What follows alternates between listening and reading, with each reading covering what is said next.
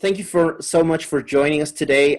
We have the privilege of chatting with director Réka Szabó. She's the director of the Euphoria of Being, which is part of our international selection for Documenta 2020. We're super excited to have her here for a chat. Réka, how are you doing today? Hello, everybody, from the rainy Budapest and from Hungary. Yeah, I'm fine. Thank you. One for Réka. My first question is about you being a first-time feature film director. I wanted to ask you what attracted you to turn Eva's and Emma's performance into a film. Yeah, actually, originally I am a theater director. So I have an independent company here in Hungary. And we create very unique performances, live performances, using also physicality, the body, and also verbality, visual stuff, or music, of course. So it's you cannot say what kind of performance we do. And so first, I wanted to do a live performance with Eva and Emese, a theater performance, dance theater performance.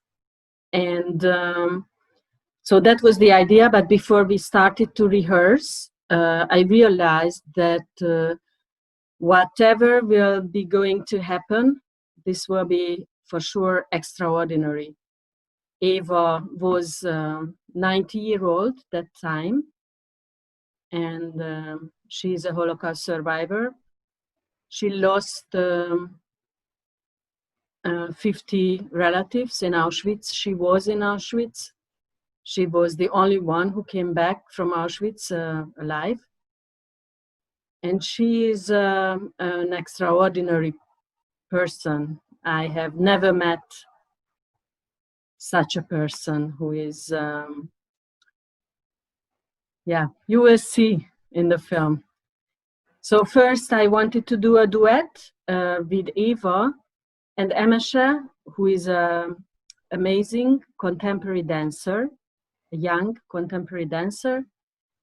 And that was the idea. And then came the idea of the film. When we started the rehearsals, we also started to shoot the rehearsals. You've mentioned that you are the theater director. You're the artistic director. I think it's called The Symptoms, right? The dance theater company you have in Hungary. Yes. Yeah. I wanted to ask you first, what do you think is it about contemporary dance and performance that's so affecting for an audience, and how difficult is it to capture the energy of a live performance on film? Yeah, but this film is not about the performance. Actually, it's not the performance. It's the way how we got there, how we created this piece. And I think to give back a live performance in a film, it's not really possible. But what we did is different. In this film, you could see all this amazing process, what we did for creating this performance, and to see this 90-year-old woman to come to the rehearsal space every day for 3 months, training her body and creating movements and the verbal parts of the piece. So you can see in the film also the moments when she tells things for the first time. And I think it's a different, it has a different strengths, and you can have it on film, only on film. In the performance, they say sentences time to time, and it's different. But when you see how this comes out for the first time, I think it has a very special strength. And did it take long to convince Eva initially about the performance? I mean, it must have been very hard for her to accept. Like, I don't know how was the process for you to get in contact with her first, talk to her about your idea for the performance, basically just taking all her life and all the pain she had from the Holocaust and creating art with it. So how did she react about the performance first, and then about you wanting to make a documentary about the process? How was her reaction? Actually, it's in the film because I wrote her an email first because I didn't dare to ask her in person. And I wrote her that I have this idea, and actually she answered in a day, very soon, that of course she wants to do it. She's waiting for she has never been a professional dancer and actor, but she has danced in her whole life, and she always says that she has been waiting for 90 years to get this possibility to go on stage to dance. So she said yes for the first time, but just right after asking. And she was amazing. How to say? She never questioned this decision. During the process, she wanted to do this very much. And she says also that for her trauma is very good in a way to work with it. Even if it's painful, for her it helps. And this gave me the possibility to do this, because on any other way it couldn't have worked, you know. Just with this, that she wants to do this. She wants to go deep back into the past and to rework with all her trauma. It seems to me that the relationship with Meshe and Eva is vital to make the piece work. Was she nervous about her dance partner? Did she instantly connect with her bond with Meshe?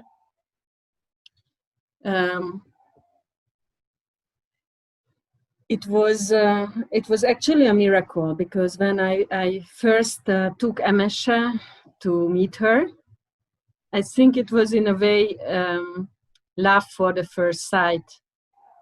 They are so beautiful together. I see them very similar, you know. They look alike, not only physically, but in a way soul-wise. How they look at the world, and somehow Eva is always, they got very close together during the process, and it was a privilege to be to see that, you know, this process, how close they got. Eva never had a child. She doesn't have a child, and she, in a way, so it's so, you know, Emesha, in a way, her daughter, her younger self, somebody who is very much like her, and she always says that she doesn't have anyone in the world who is like her, you know. And this feeling that Emesha is someone similar to her, it's a very warm feeling for her. Yes, and also I was thinking about the film because I had a chance to watch it again yesterday, and it seems to me that films that deal with the pain of the Holocaust are usually very depressing. But the euphoria of being, at least for me, it seems that there's something hopeful about it because the performance uses art as a cathartic experience. I was wondering, you as a filmmaker, how much material about Eva's family, the details about life in the camps were kept in the cutting room? And was it difficult for you to shift focus with the horrible realities of war and the joy of creating the performance? I think so. It was also part of the process to hear all the horror of the Holocaust from Eva.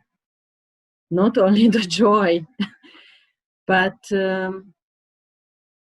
Eva, as I mentioned, has a very special personality. She gives always hope in a way. When you spend time with her, you can, I think for me, it's really hard sometimes to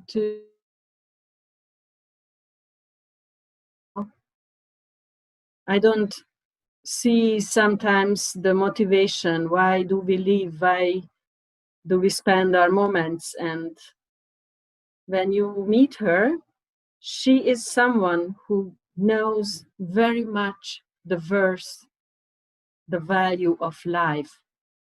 And this is something what you can have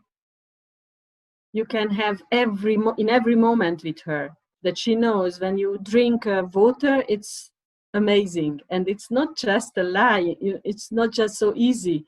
It's when she is happy about drinking water, it's all, there are all the horror of Holocaust behind this, And that's why it's also so giving hope that, and she's, has a great humor, and she has this very positive energy all the time. So that's why the film became so positive, and it gives strength how you can deal with your problems. I think this film is it's not a Holocaust film for me. It's a film how to cope with traumas, how to cope with problems, how can you step forward, And I've often wondered, maybe this question relates more to the performance itself more than the film, but I was thinking about one of my favorite documentaries recently was about a contemporary dancer called Bobby Jen. I don't know if you saw the film. No. But it's a very beautiful film. And I wanted to ask you, as a theater director, artistic director, how does one start creating a piece of contemporary dance from scratch? I mean, is it a long process of developing conceptually the dance? Do you add the music later, or does the music have to be thought of early on when creating the piece? How does that work? I had never worked with a 90-year-old non-professional dancer before. So when I started to work, I just had an idea how I would like to work, not how, I didn't know how the piece will look like, So we started with, and my idea was that here are these two people. Emesha is very young, and she didn't know anything about Eva and about Eva's life. And I wanted them to meet and to discover each other, That was the main idea. And also that I was curious how much they can go close to each other. Is it possible really to understand for young people now Eva's life? And controversially, is it possible for Eva to understand nowadays young person? So how we started to work, I wrote themes for them to discuss and tasks to do together, to improvise together, and also we started to train the body and to see at all how her body, where are the limitations of her body and what is capable for, what she can do. So very, very slow, very simple in a way. And when I am just there and I see how they are and how they are dealing with each other, and I have ideas how to go further, So it's not like I have decisions in the beginning, but I bring situations, and then an idea come from that you know, how they are dealing with the tasks. And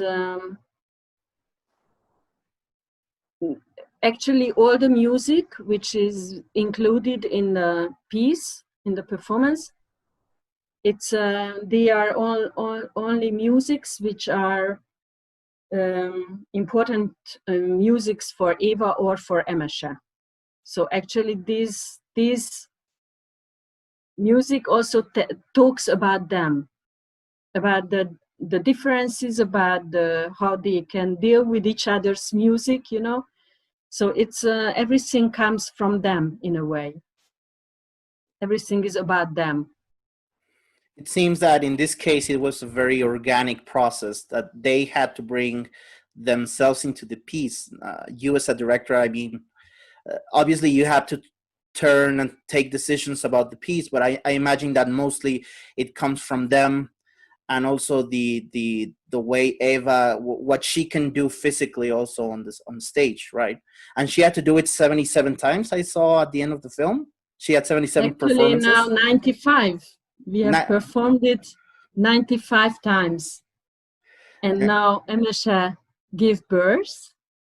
So now we have a break, actually. But maybe we will continue. We don't know yet. So it continues. It goes on to this day, basically the performances. Now Emesha is at home with her brand new baby, but we will see.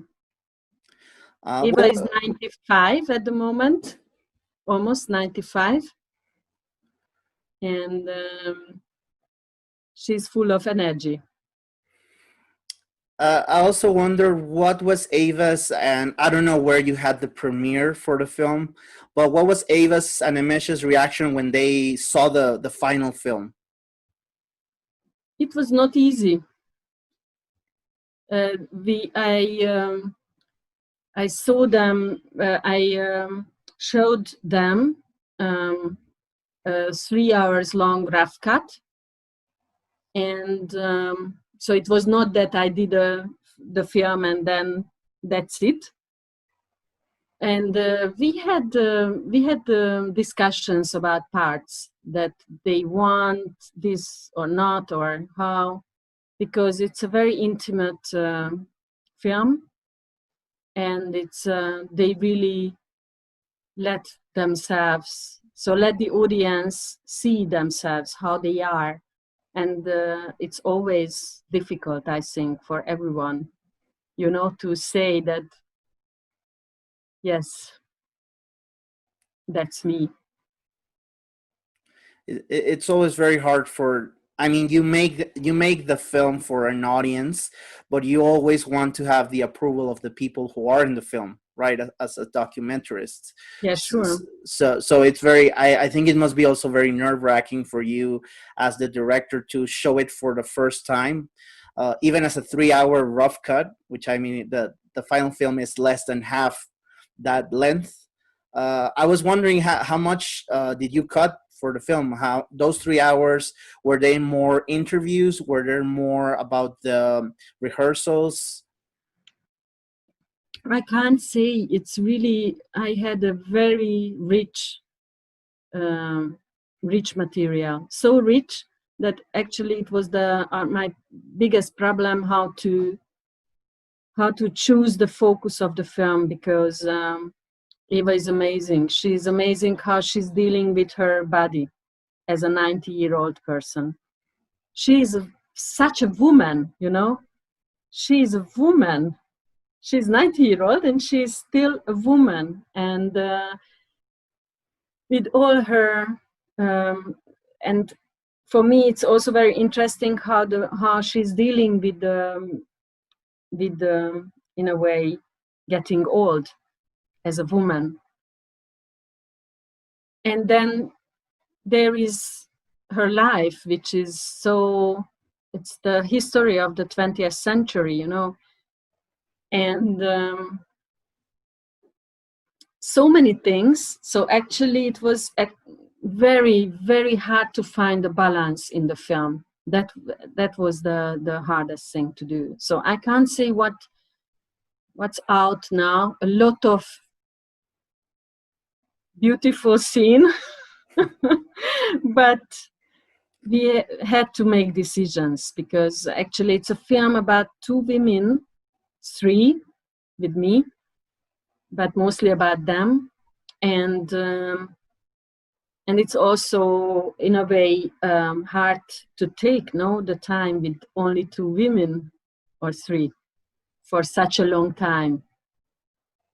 So that's why we had to do very hard decisions. And once the film premiered, it was last year. Did you have the premiere?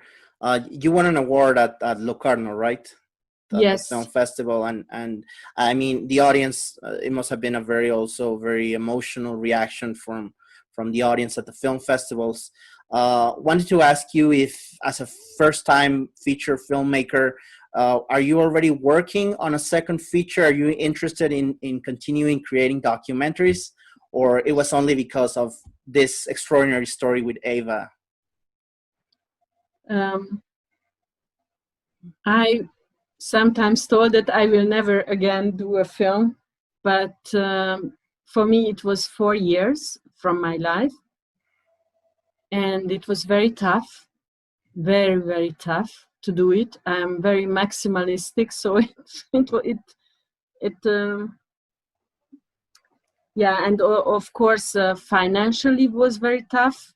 How to cope with the difficulties, how to get money for being able to do it in a level I wanted to do. So no, I'm not thinking yet, or actually I have ideas, but I don't know yet if I do another film.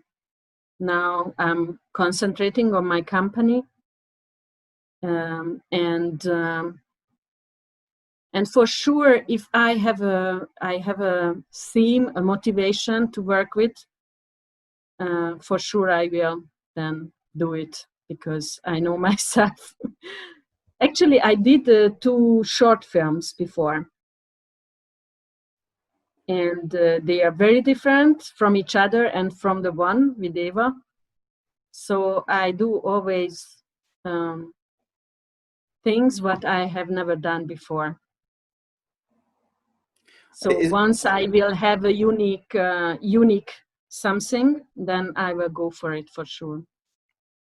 Is there any place that we can see your short films? Actually, yes. There is our website, thesymptoms.hu. And there is a link, so you can find there are 3 films, and there is a link for the 2 short films.